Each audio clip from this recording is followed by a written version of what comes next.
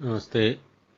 ഒരുവന് നിത്യാനിത്യ വസ്തുവിവേകമുണ്ടായാൽ സംഭവിക്കേണ്ടത് എന്താണെന്ന് ആലോചിക്കണം. ഇപ്പം നിത്യമായത് ഈശ്വരനാണെന്നും അനിത്യമായത് പ്രാപഞ്ചിക വസ്തുക്കളാണെന്നും കണ്ടു. ശരീരം ഉൾപ്പെടെയുള്ള മനസ്സ്, ബുദ്ധി, അഹങ്കാരം, ചിത്തം ഇവ ഉൾപ്പെടെയുള്ളവയും അനിത്യമാണ്, ഇല്ലാതായി പോകുന്നതാണ്. മറിച്ച് എന്ന് നിലനിൽക്കുന്നത് വ്യക്തിഗതമായിട്ട് നോക്കുമ്പോൾ നമ്മുടെ ഉള്ളിലുള്ള ജീവനും, സമഷ്ടിയായിട്ട് നോക്കുമ്പോൾ ഈശ്വരനും. അപ്പോൾ ഈശ്വര സത്തയായ ജീവനും ജീവന്റെ പ്രഭവസ്ഥാനമായ ഈശ്വരനും, ഈ ഈശ്വരതത്വം മാത്രമാണ്, ആത്മാവ് മാത്രമാണ്, ബ്രഹ്മം മാത്രമാണ് എന്നുമുള്ളത്. അപ്പോൾ ഈ അനിത്യവും അസുഖവുമായിട്ടുള്ള ലോകത്തിൽ വന്നു ചേർന്ന് കഴിഞ്ഞാൽ ഈശ്വരനെ അറിയാൻ ശ്രമിക്കുക, അല്ലെങ്കിൽ സത്യബുദ്ധി ഉള്ളവരായിട്ട് തീരുക. ഈശ്വരൻ എന്നുള്ള പേര് കേൾക്കുമ്പോൾ ചൊറിയേണ്ട കാര്യമില്ല, അല്ലെ? എന്തോ ഒരു വല്ലാഴിയെ തോന്നണ്ടേ. ഈശൻ, എല്ലാറ്റിനെയും നിയന്ത്രിക്കുന്നവൻ, അതേത് ശക്തിയുമാവട്ടെ, എന്ത് പേര് വിളിച്ചാലും വേണ്ടില്ല, അങ്ങനെ ഒരാളുള്ളതാണ്. അതിനെ നിരാകരിക്കാൻ നമുക്ക് സാധിക്കില്ല. ആരാണോ നിരാകരിക്കുന്നത്, ആ നിരാകരിക്കുന്നവനാണ് ഈ പറഞ്ഞ ആത്മാവ്. ഈശ്വരനില്ല എന്ന് ഞാൻ പറയുന്നു. എനിക്ക് പറയണമെങ്കിൽ എൻ്റെ ഉള്ളിൽ ഈശ്വരതത്വം വേണം. ഞാൻ ഈശ്വരനെ അംഗീകരിക്കുന്നില്ല എന്ന് പറയണമെങ്കിൽ ഈശ്വരന്റെ കാരുണ്യം വേണം. ഈശ്വരൻ്റെ ഉള്ളിലിരുന്ന് അവനെ കൊണ്ട് നാവ് കൊണ്ട് പറയിപ്പിച്ചാൽ മാത്രമേ അവൻ ഈശ്വരനില്ലെന്ന് പറയാനും സാധിക്കത്തുള്ളൂ. അപ്പൊ നിരാകരിക്കുന്നവന്റെ സ്വരൂപമായിട്ടിരിക്കുന്നവനാണ് ഈശ്വരൻ. അത് നിരാകരിക്കോ നിരാകരിക്കാതിരിക്കോ അതൊന്നും ഒരു വിഷയമേ അല്ല, അത് സത്യത്തിനൊരു കാര്യമല്ല.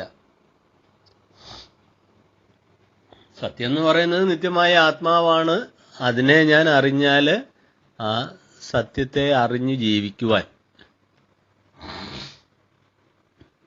നിന്റെ ജീവിത വ്യവഹാരങ്ങളൊന്നും മാറ്റിവെക്കാൻ ഇവിടെ പറയുന്നില്ല. നിത്യമായ വസ്തുവിനെ കുറിച്ചൊന്ന് ചിന്തിക്കുമ്പോഴും അറിയുമ്പോഴും നീ ഏത് ലോകത്തിൽ നിൽക്കുന്നോ, എവിടെ എന്ത് കർമ്മം ചെയ്യുന്നോ, എന്താണോ നിന്റെ പ്രാരബ്ധവശാൽ വന്നു ചേർന്നിരിക്കുന്ന കർമ്മഭാവം, അത് ചെയ്തോളുക. അതോടൊപ്പം ഈ തത്വം കൂടി ഒന്ന് മനസ്സിലാക്കുക, സത്യം അറിഞ്ഞ് ജീവിക്കുക, അത്രയേ ഉള്ളൂ. ശാസ്ത്രത്തിൻ്റെയും ഉദ്ദേശം അതല്ലേ, സത്യം അറിയുക. അപ്പം നിത്യമായ വസ്തുവിനെ അറിഞ്ഞാൽ അനിത്യമായതിനെ അപ്രധാന്യമാക്കിക്കൊണ്ട് നിത്യമായതിന് പ്രാധാന്യം കൊടുത്ത് ജീവിക്കേണ്ടി വരും.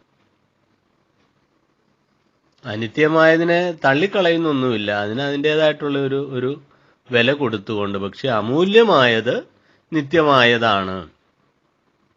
അനിത്യത്തിന് വേണ്ടി എത്രമാത്രം ശ്രമം നടത്തിയാലും കർമ്മം നടത്തിയാലും എത്രമാത്രം നമ്മളുടെ ഊർജം ചെലവഴിച്ചാലും അതുകൊണ്ട് കുറച്ച് ദിവസത്തേക്ക്, കുറച്ച് നാളത്തേക്കുള്ള ഗുണമേ കിട്ടത്തുള്ളൂ.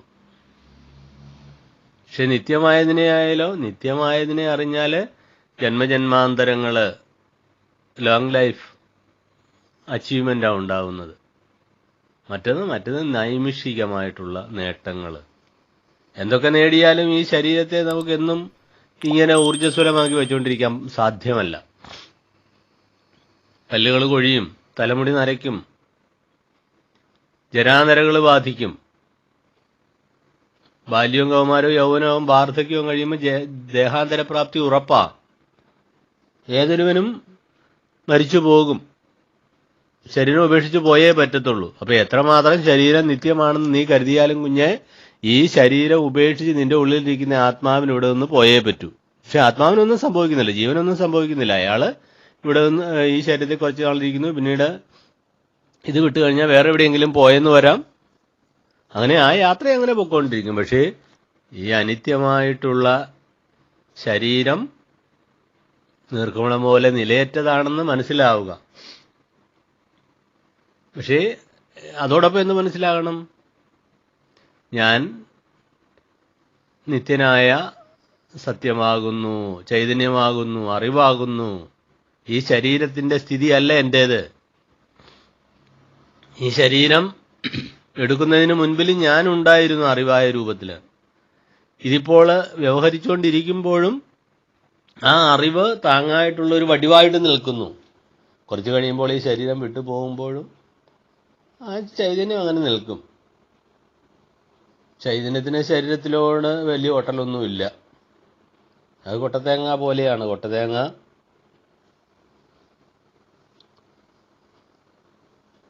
തേങ്ങയുടെ ഉള്ളിലാണ് കിടക്കുന്നെങ്കിലും തേങ്ങയോട് യാതൊരു അറ്റാച്ച്മെൻറ്റും ഇല്ല അതിന്.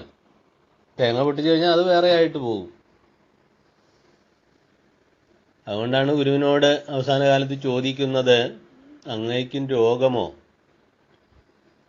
ഉള്ളൂർ പരമേശ്വരയ്യര് ഗുരുവിനോട് വലിയ ഭക്തിയും ബഹുമാനവും ആദരവും ഒക്കെ ഉള്ളയാളാണ്. എന്നാലും അധ്യാത്മ ജിജ്ഞാസ ഉള്ളയാളുമാണ്. പക്ഷേ വേദാന്തത്തിൻ്റെ യഥാർത്ഥ മൂല്യത്തിലേക്കോ അതിൻ്റെ പ്രായോഗിക തലത്തിലേക്കോ ഒക്കെ വരാനുള്ള ആ ഒരു കാരുണ്യം അദ്ദേഹത്തിന് പൂർണ്ണമായിട്ടുണ്ടാവാത്തത് കൊണ്ട് ഗുരുദേവ സന്നിധിയിൽ വന്ന് നമസ്കരിച്ച് നിൽക്കുമ്പോൾ ഗുരുവിനോട് നേരിട്ട് ചോദിക്കുകയാണ്, അങ്ങേക്കും രോഗദുരിതാദികളോ, അങ്ങേക്കും ശരീരത്തിന് പ്രയാസങ്ങളോ? ഇതൊരു പക്ഷേ ചോദിച്ചു കാണത്തില്ല, അല്ലെങ്കിൽ ഉള്ളൂരിൻ്റെ ഉള്ളിൽ തോന്നിയതായിരിക്കും. ഗുരു അടുത്ത നിമിഷം തന്നെ പറയുകയാണ്, ഇത് ശരീരമല്ലേ എന്ന് പറഞ്ഞാൽ ഞാൻ ശരീരമല്ലല്ലോ. ശരീരത്തിന് രോഗവും ദുരിതവും വളർച്ചയും തളർച്ചയും കോട്ടവും നേട്ടവും ഒക്കെ വരും. ഞാൻ ശരീരമല്ലല്ലോ, നാം ശരീരമല്ലല്ലോ. ഇത് ശരീരമല്ലേ, ഈ കാണുന്നതല്ല ശരീരം, ഇത് എൻ്റെ ശരീരമാണ്, ഞാനല്ല.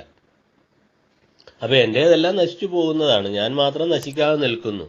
ആ നശിക്കാതെ നിൽക്കുന്ന ആത്മാവാണ്, ഈശ്വരതത്വമാണെന്ന് ഞാനെന്നറിയുന്നയാൾക്ക് തത്ര ഗോമോഹ കശോക. അയാൾക്ക് എവിടെയാ ശോകവും മോഹവും ഉള്ളത്? അയാൾക്കത് ഇല്ല. ശോകമോഹങ്ങളില്ലാത്തവൻ, അങ്ങനെയുള്ള ആര്? ആത്മവിത്ത് മാത്രം, ആത്മാവിനെ അറിഞ്ഞവൻ മാത്രം. അങ്ങനെയുള്ളയാള് ശോകത്തെ തരണം ചെയ്യുന്നു എന്ന് ഉപനിഷത്ത്. തരതി ശോകം ആത്മവിത്ത്, ആത്മാവിനെ അറിഞ്ഞവൻ. അതാണ് വിത്ത്, വിത്, ജാനാദി, അറിയുന്നവൻ. ആത്മവിത്ത്, ആത്മാവിനെ അറിയുന്നവൻ. ആത്മാവിനെ അറിയുന്നവന്റെ നേട്ടമെന്ത്? ഈ സത്യത്തെ അറിയുന്നവന്റെ ഗുണമെന്ത്? അവൻ ശോകത്തെ തരണം ചെയ്യുന്നു. അവന് ശോകമോഹങ്ങൾ വെടിഞ്ഞവനായിട്ട് ഈ ലോകത്ത് ജീവിക്കാം. ശാരീരികമായ അവന്റെ സ്ഥിതി എങ്ങനെയായിരുന്നാലും അവനങ്ങനെ സന്തോഷിച്ചു കൊണ്ടേയിരിക്കും. അവൻ ചിലപ്പം യോഗരഥനാവാം, ചിലപ്പം ഭോഗരഥനാവാം, സംഘരഥനാവാം, സംഘവിഹീനനാവാം. പക്ഷേ അവൻ്റെ ഉള്ളിൽ ആത്മാവിൻ്റെ വിളയാട്ടം ഉണ്ടാവുന്നുവെങ്കിൽ അവൻ്റെ മനസ്സ് ബ്രഹ്മത്തിൽ രമിച്ചുകൊണ്ടിരിക്കുന്നുവെങ്കിൽ അവൻ എപ്പോഴും സന്തോഷിച്ചു കൊണ്ടേയിരിക്കും. അതുകൊണ്ടാണ് ഗുരു സുഖമില്ലാതെ കിടക്കുന്നു എന്ന് ഭൗതിക ദൃഷ്ടിയ ലൗകിക ദൃഷ്ടിയ മറ്റുള്ളവർക്ക് തോന്നുമ്പോഴും ഗുരു അങ്ങനെ ആനന്ദതുന്തിലനായിട്ട് ജീവിച്ചു കൊണ്ടേയിരുന്നത്. സമാധിയുടെ മണിക്കൂറുകൾക്ക് മുമ്പും ഗുരുവിന് നല്ല സുഖവും സംതൃപ്തിയുമാണ്. അല്ല, അവിടെയൊന്നും ദുഃഖത്തിൻ്റെ ലേശം പോലുമില്ല. ശരീരത്തിന് ചില ബുദ്ധിമുട്ടുകൾ, രോഗങ്ങൾ, അല്ലെ ക്ഷീണം, ഇതൊക്കെ തോന്നുന്നുണ്ട്. പക്ഷേ അപ്പോഴും ഗുരുവിൻ്റെ ഭാവം എന്താ? നാം ആത്മാവല്ലേ. അതടുത്ത് നിന്ന സന്യാസി ശിഷ്യന്മാരോട് ഗുരു ആ സമയത്തും പഠിപ്പിച്ചു കൊടുക്കുന്നുണ്ട്, ഇതൊന്നും ശരീരമൊന്നും സത്യമല്ല, ഇത് നിർക്കുമുള പോലെ നിലയേറ്റതാണെന്ന് അവർക്ക് ചൊല്ലാൻ വേണ്ടി ഗദ്യപ്രാർത്ഥന എഴുതി കൊടുത്തപ്പോൾ അതിൻ്റെ എംബോഡിമെൻ്റായിട്ട് ഗുരു ഇവിടെ നിൽക്കുകയാണ്. ഇതാ താൻ ശരീരം വിട്ടു പോകുമ്പോൾ എന്തിനോടെങ്കിലും ആസക്തിയുണ്ടോ? ഒരാസക്തിയില്ല. അനാസക്തനായിട്ട് ഈ ലോകത്ത് നിന്ന് ഇതാ നിർഗതനാവാൻ പോവുകയാണ്. അല്ലാതെ തൻ്റെ സമ്പാദ്യം, സ്ഥാനമാനങ്ങൾ, ഈ കാണുന്ന സ്വത്തുക്കൾ, ഭൂസ്വത്തുക്കൾ, മറ്റു കാര്യങ്ങളെ, യശസ്, ശിഷ്യസമ്പത്ത്, ഇതൊക്കെ ഉണ്ടായിട്ടും ഗുരുവിന് അതിനോട് യാതൊരു അറ്റാച്ച്മെൻറ്റും ഉണ്ടായിരുന്നില്ല, യാതൊരു സംഘവും ഉണ്ടായിരുന്നില്ല. ഇതൊക്കെ നീർക്കുമുള പോലെ നിലയേറ്റതാണെന്ന് അറിഞ്ഞതുകൊണ്ട് തന്നെ സുഖമായിട്ടെന്ന് പറഞ്ഞാൽ അവസാന നിമിഷവും താൻ പഠിപ്പിക്കേണ്ടത് പഠിപ്പിച്ചു കൊടുക്കുകയും ചെയ്യും. അതാണ് ഗുരുവിൻ്റെ പതിത കാരുണികത്വം.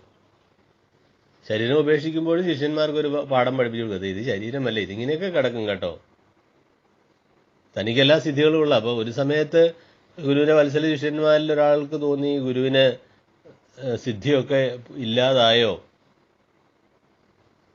ഗുരുവിൻ്റെ ശക്തിയൊക്കെ പോയോ? ഇദ്ദേഹം മനസ്സിൽ വിചാരിച്ചപ്പോൾ ഗുരു പറയേ, എൻ്റെ ശക്തികളൊന്നും നശിച്ചിട്ടില്ല, നാം ഇങ്ങനെ തന്നെ നിൽക്കുന്നു എന്നൊക്കെ അവർക്ക് അവസാന നിമിഷവും പഠിപ്പിച്ചു കൊടുക്കുന്നുണ്ട്. ഇതാണ് ലോകത്തിനെ സേവിക്കുന്ന, ലോകത്തിനോട് കാരുണ്യമുള്ള ഒരു ഗുരുവിൻ്റെ മനോഭാവം. അപ്പം നിത്യവും അനിത്യവും തിരിച്ചറിഞ്ഞ് ജിജ്ഞാസുവായവൻ ഈ നിത്യത്തെ അറിയാനുള്ള, ഈശ്വരനെ അറിയാനുള്ള കർമ്മങ്ങളിൽ കൂടി വ്യാപരിക്കണം. ഈശ്വരതത്വം കേൾക്കാനും അതിനെക്കുറിച്ച് മനനം ചെയ്യാനും അത് നിധ്യാസനത്തിലേക്ക് കൊണ്ടുവരാനും ഒക്കെ ശ്രമിക്കുമ്പോഴാണ് യഥാർത്ഥ ഈശ്വരഭക്തൻ അല്ലെങ്കിൽ ഗുരുഭക്തനാവുന്നത്. അങ്ങനെ ഗുരുവിൻ്റെ സത്ശിഷ്യന്മാരായിട്ട് അനുയായികളായിട്ട് ഗുരുവിനെ ഉപാസിക്കുന്നവരായിട്ട് തീരുവാനുള്ള കാരുണ്യം നമുക്ക് ഗുരുവിനോട് പ്രാർത്ഥിക്കാം. നന്ദി.